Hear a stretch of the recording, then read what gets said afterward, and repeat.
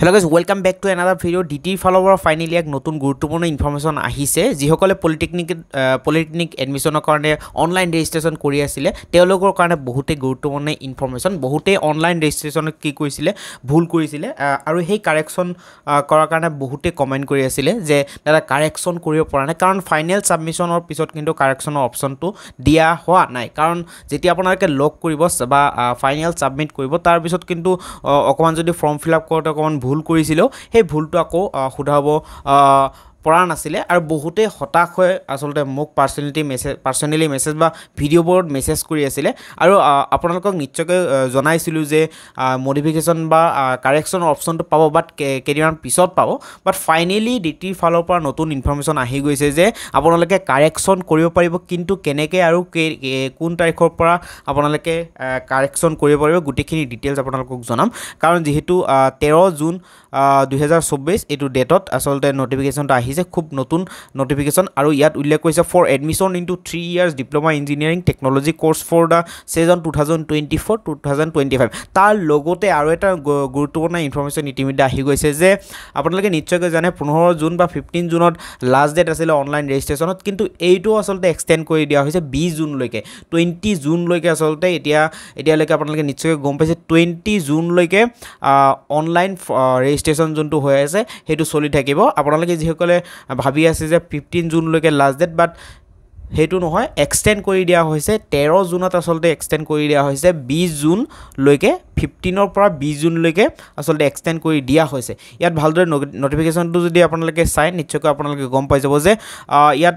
বহুত ধুনিয়াকৈ লিখা আছে যে state government polytechnic of Assam okay the online registration has been extended ইয়াত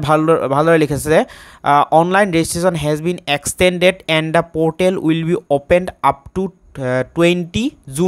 20 জুন লৈকে পোৰ্টেল আসলতে অন হৈ থাকিব ওকে মানে অনলাইন চলি থাকিব ওকে ওপেন হৈ থাকিব দেন আৰু ইয়াৰ পিছত বহুত গুৰুত্বপূৰ্ণ ইনফৰমেশ্যন যোনটো বহুতে হতাশ হৈছে কাৰণ বহুতে কি কৰিছে যে আমাৰ ভিডিওবোৰো আগতে চোৱা নাই কেনেকৈ ফৰ্ম ফিল আপ কৰিব লাগে ষ্টেপ বাই ষ্টেপ বহুতে নেজানে ঠিক আছে তো হেতু কাৰণে কিছুমানৰ ভুল হৈ গৈছিলে আৰু ভুলকৈ সাবমিশন কৰাৰ পিছতহে গম পাইছে যে আসলতে ভুলবোৰ হৈছে ওকে ইয়াত কিন্তু তেওঁলোকৰ কাৰণে ভাল এটা নিউজ আহি পৰিছে যে the correction window for the candidates will be open from 21 June okay 21 June to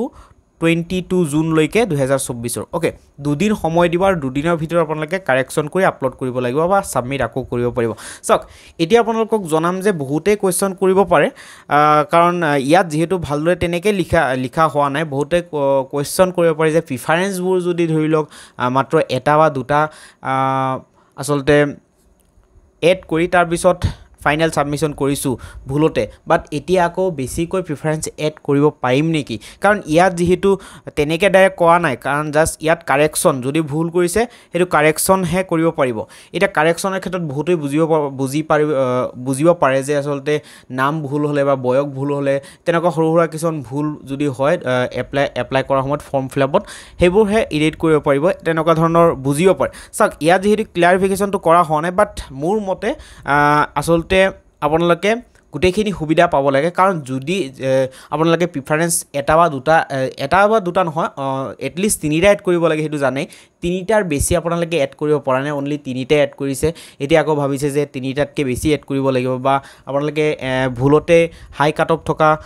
polytechnic add কৰিছিলে বাট আপোনাৰ মাৰ্ক বহুত কম আছে এতিয়া ল' কাট অফ যোৱা পলিটেকনিকবোৰ এড কৰিব লাগিব এইটো যেহেতু এটা ৰং হয় তো গতিকে এইটো আপোনালোকে কাৰেকচন কৰিব পাৰিব মোৰ মতে কাৰণ যেহেতু কাৰেকচনে কৰিব দিছে এইটো এটা কাৰেকচনৰ প্ৰচিডিউৰ বা প্ৰসেস ওকে তো আপোনালোকৰ যি কোনো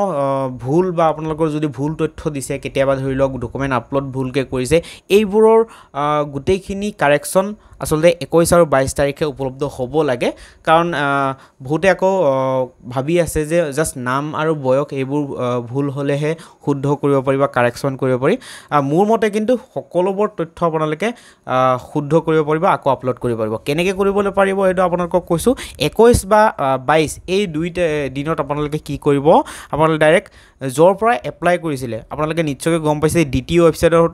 এপ্লাই হৈ আছে ঠিক আছে দ্বিতীয় ৱেবছাইটত ছামাৰ ৱেবছাইটত যেহেতু হৈ আছে তো আপোনালোকে দ্বিতীয় ৱেবছাইটত গৈ লিংকত লগ ইন কৰিব অ'কে লিংকটোত যাব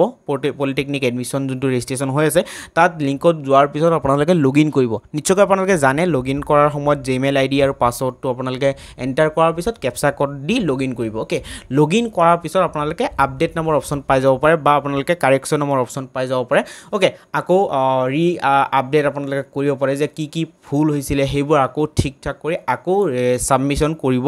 লাগিব ওকে সাবমিশন কৰাৰ প্ৰসেছটো এনেকুৱাই বা কাৰেকশ্যন কৰাৰ প্ৰসেছটো জাস্ট আকৌ আপোনালোকে লগ ইন কৰিব লাগিব লগ ইন কৰাৰ পিছত আপোনালোকৰ অপশ্যন পাই যাব পাৰে যে কাৰেকশ্যনৰ বা আপোনালোকৰ ৰি আপডেট বা আপডেট নামৰ অপশ্যন পাই যাব পাৰে সেই অপশ্যনত আপোনালোকে ক্লিক কৰিব লাগিব যেতিয়া 21 বা 22 তাৰিখ আহিব আপোনালোকক নিশ্চয়কৈ জনাম বা প্ৰেক্টিকেলি দেখুৱাবলৈ চেষ্টা কৰিম যে কেনেকৈ আসলতে কাৰেকশ্যন কৰিব পাৰি বা কাৰেকশ্যন কৰিব লাগিব সেইটো ভিডিও আপোনালোকক ষ্টেপ বাই ষ্টেপ জনাম সেইটো কাৰণে ৱেইট কৰিব বহুতে আকৌ এইটো কিন্তু লাষ্ট চান্স আৰু এবাৰ কৈছোঁ এইটোৱে লাষ্ট চান্স বহুতৰ যদি ভুল হৈছে আপোনালোকে এইবাৰ কিন্তু বহুত সিনচিয়াৰলি ফৰ্মটো ফিল আপ কৰিব সেইটো কাৰণে মই ৰিকুৱেষ্ট কৰিছোঁ যে আপোনালোকে অকণমান ৱেইট কৰিব আমি আমাৰ ফালৰ পৰা ভিডিঅ' আকাৰে আপোনালোকক জনাবলৈ চেষ্টা কৰিম যে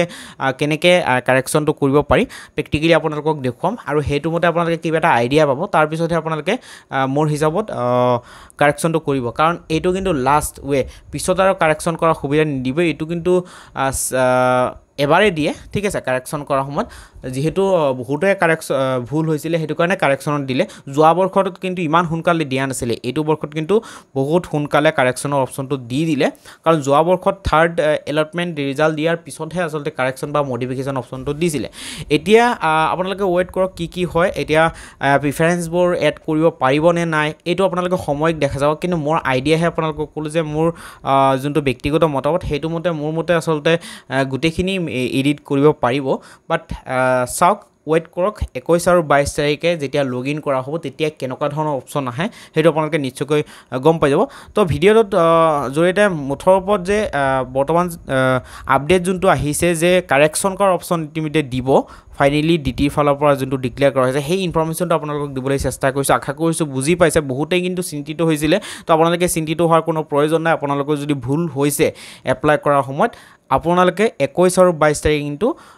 ঠিক কৰিব পাৰিব আৰু যিসকলে ধৰি লওক ফৰ্ম ফিল আপ কৰা নাই 15 জুনৰ পৰা 20 জুনলৈকে এক্সটেণ্ড কৰা হৈছে মানে 20 জুনলৈকে আপোনালোকে অনলাইন কৰিব পাৰিব 15 জুনলৈকে লাষ্ট ডেট নহয় পলিটেকনিকৰ যোনটো